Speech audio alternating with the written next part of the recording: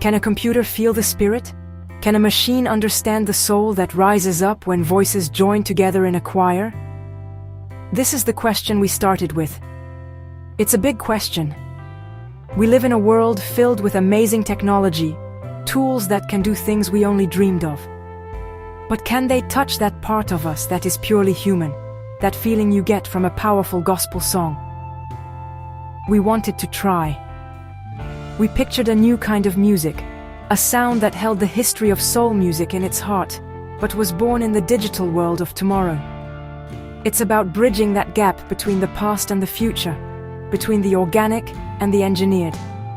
The idea was to mix two worlds that seem completely separate. On one side, you have the raw, emotional power of a gospel choir.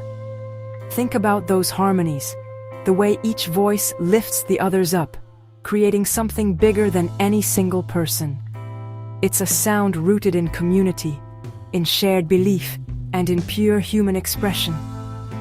On the other side, you have artificial intelligence. This is pure logic, code, and processing power. It's a tool that can analyze patterns and create possibilities at a speed the human mind can't match. Our goal was to see if we could get these two opposites to dance together and create something beautiful. We began by gathering the ingredients, just like a chef. But our ingredients weren't just notes and chords. They were feelings. We collected hours and hours of vintage sound samples. We looked for the crackle of old vinyl records, the sound of a church organ breathing in a quiet room, and the powerful swell of a choir hitting that perfect, uplifting note. These weren't just audio files. They were little pieces of history, each one holding the energy and the spirit of the moment it was recorded. We were capturing ghosts, echoes of emotion from decades ago, to introduce them to a new kind of consciousness. This process felt like a kind of digital archaeology. We were digging through the past to find the building blocks for the future. Every sample was chosen for its texture and its emotional weight. You can hear the room in those old recordings. You can almost feel the people who were there, singing their hearts out. The mission wasn't just to copy these sounds. It was to give this rich, human data to the AI. We wanted the machine to learn not just the notes, but the spaces between the notes, the slight imperfections, and the collective soul that made this music so powerful and timeless. Once we had our library of soul, we handed it over to the AI. This is where it gets interesting. You don't just tell a computer to make a gospel song. You have to teach it. You have to show it what soul feels like, through data. The AI started by listening, analyzing every single sample we gave it.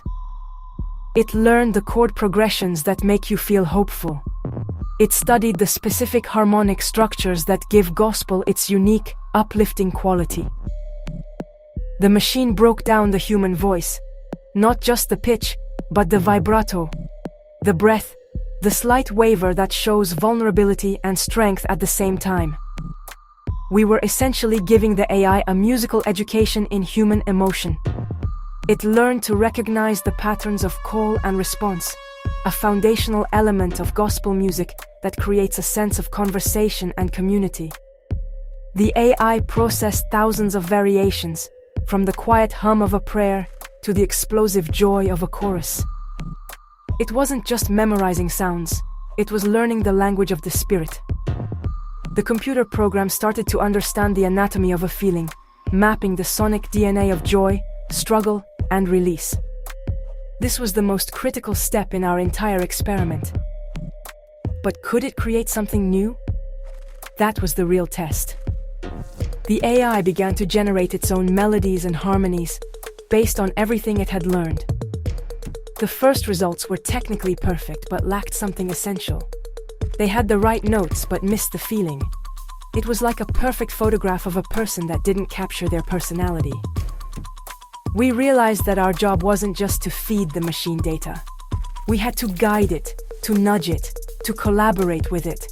We had to be the soul in the machine, the human touch that steered its logic toward emotion. So, We started a dialogue with the AI. We would listen to its creations and give it feedback. We'd say, "This part needs more space to breathe," or "Let's make this harmony feel more like a question, not an answer." We would take a progression it generated and have a live musician play it, adding their own human feel. Then, we would feed that new recording back into the AI. It became a cycle of creation, with human feeling and machine creativity blending together, each one making the other better. The machine learned nuance from us, and we found new inspiration in its endless possibilities. The magic happened when we stopped seeing the AI as just a tool and started seeing it as a collaborator. It became a member of the band. The process was a true partnership. The AI could generate hundreds of complex vocal arrangements in minutes, things that would take a human composer days to write out. It could suggest chord changes we might never have thought of, pulling from its vast knowledge of music history. It was like having a co-writer who had listened to every song ever recorded and could recall any part of it instantly. The machine was the source of infinite ideas. Our role, as the human artists, was to be the curators of feeling. The AI would give us a universe of options, and we would navigate through it, looking for the moments that connected with us on a deep, emotional level. We were the heart, and the AI was the mind. We would find a melody it created that felt special, that had a spark of something real. Then, we would bring it to life. We brought in a live gospel choir to sing the parts the AI had written. Hearing those human voices sing a melody born from an algorithm was a truly mind-blowing experience. The singers didn't just sing the notes, they infused them with their own stories, their own breath, and their own spirit. They added the small, beautiful imperfections that make music feel alive. They bent the notes, they swelled with emotion, and they turned the AI's perfect blueprint into a living, breathing performance. We then recorded their performance and fed it back into the AI. The machine learned from their humanity, and its next creations were even more nuanced, more soulful, and more emotionally resonant. It was a beautiful feedback loop of inspiration. This collaboration created a sound that was both familiar and entirely new. You could hear the echoes of old-school soul music, but there was a futuristic sheen to it, a precision and complexity that could only come from a machine. The harmonies were layered in ways that were incredibly intricate, yet they still had that raw spiritual power. It was the best of both worlds. The human musicians provided the soul, the warmth, and the story. The AI provided the endless creativity, the structure, and a new palette of sonic colors to paint with. So, what does this mean for the future of music? I believe it's not about machines replacing artists. It's about artists being empowered by incredible new partners. This experiment showed us that technology doesn't have to be cold and distant. It can be a bridge. It can connect us to the past in new ways and help us imagine a future we haven't even dreamed of yet. The creative process is changing. It's becoming more of a conversation between human intuition and machine intelligence. The songwriter of the future might be a curator as much as a creator. This fusion changes our understanding of what is possible in a song.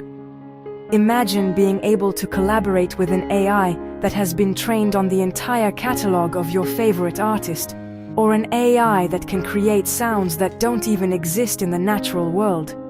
The possibilities are infinite. It pushes us to be more creative, to think bigger, and to focus on what humans do best: feel. When the machine can handle the complex theory and the endless variations, it frees us up to focus on the story, the message, and the raw emotion we want to share with the world. Can a computer reproduce the spiritual emotion of people singing together? On its own, maybe not. But that's the wrong question. The real question is, can a computer help us, as humans, find new ways to express that emotion? The answer is a definite yes. The AI didn't create the soul in our song. It built a beautiful, new kind of vessel, and we, the humans, filled it with spirit. The machine gave us a new language, and we used it to tell an old, timeless story of hope and connection. It's a powerful new way to make music. In the end, music is about one thing: how it makes you feel. It doesn't matter if a melody was written by a person in a quiet room or born from an algorithm in a supercomputer. What matters is the connection it creates. This new frontier of human-AI collaboration isn't a threat to creativity. It's the next chapter. It's a chance to blend our soul with a technology that can amplify our ideas. The future of music is not man versus machine. It's man and machine making a new kind of harmony, creating anthems for the soul that we can all feel together.